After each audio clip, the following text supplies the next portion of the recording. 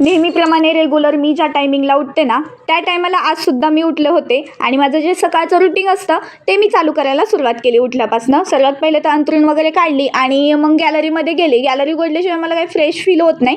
Gallery उघडून बघतीये तर मला समोर असं काही दिसलं आहे ना, कधी नाही ते मला असं नजारा बघायला मिळाला सकाळ सकाळ आणि मला ते पाहून खूप छान वाटलं. तुम्हाला पण ते दाखवलं असतं पण व्हिडिओ शूट करण्यासाठी मोबाईल हातामध्ये नव्हता ना. खूप सॅड वाटलं त्या टायमिंगला. खरंच तुम्हाला ते दाखवायचं होतं पण हातामध्ये शूट करण्यासाठी मोबाईलच नव्हता, कारण मोबाईलमधली चार्जिंग अचानक संपलेली होती. कारण आमच्या इकडे रात्रभर पाऊस होता आणि विजांचा कडाडक आवाज आणि लाईट तर आमच्याकडे रात्रभर नव्हती आणि सकाळी उठून तर मोबाईलमध्ये चार्जिंग संपलेली होती. त्यामुळे तुम्हाला काय मी ते दाखवू शकली नाही. खूप छान वाटत होतं. सकाळ सकाळ कधी नाही ते मला असा नजारा बघायला मिळाला होता, कारण समोर काही सुद्धा दिसत नव्हतं. सगळीकडे धुकं पडलेलं होतं आणि वरतून पावसाच्या धारा टपाटपा पडत होत्या.